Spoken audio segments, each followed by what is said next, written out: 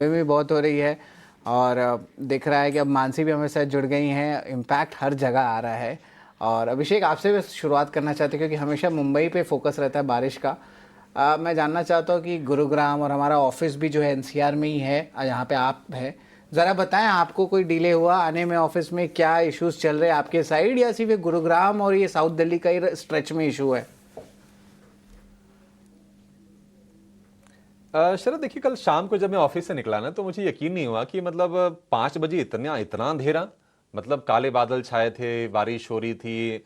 हालांकि नोएडा में उतना ज़्यादा ट्रैफिक नहीं दिखा। ये ट्रैफिक की जो दिक्कत है ना, ये दिल्ली गुड़गांव में ज़्यादा है। नोएडा में थोड़ा सा रिलेटिवली थोड़ी बेहतर स्थिति है। हालांकि थोड़ा मुझे रोज़ के मुकाबले टाइम ज़्यादा लगा।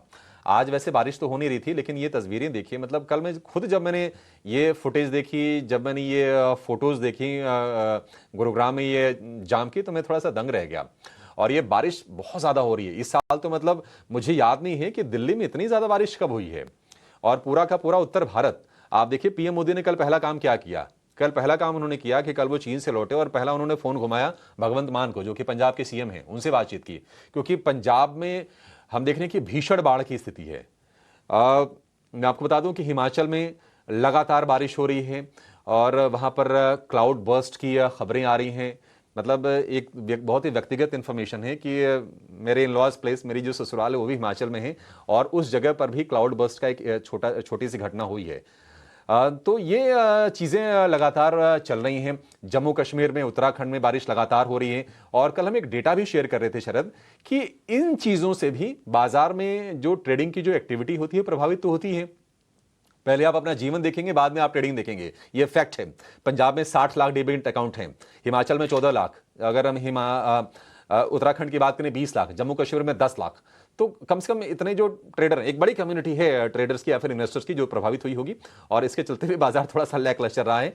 तो ऐसे तो बारिश देखिए अच्छी लगती है, लेकिन अब ये आफत बन जाए ना, तो फिर दिक्कत होती है। और ये कुछ इसी तरह के सिनेरियोज कल हमने दिल्ली में होते हुए देखे। और दिल्ली के जो सराउंडिंग एरियाज है वहां पर देखिए, ये तस्वीरें साफ बयां कर रही है, मुझे बोलने की जरूरत भी नहीं है।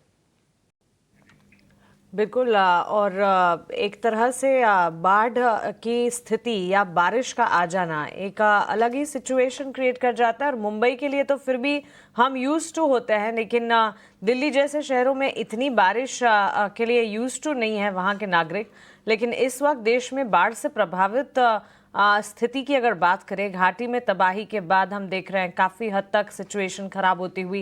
हिमाचल, उत्तराखंड, वहाँ पर लैंडस्लाइड्स की भी सिचुएशन, उम्मीद यही करके चलते हैं कि जल्द से जल्द ये सिचुएशन जो है बेहतर होती हुई नजर आए। लेकिन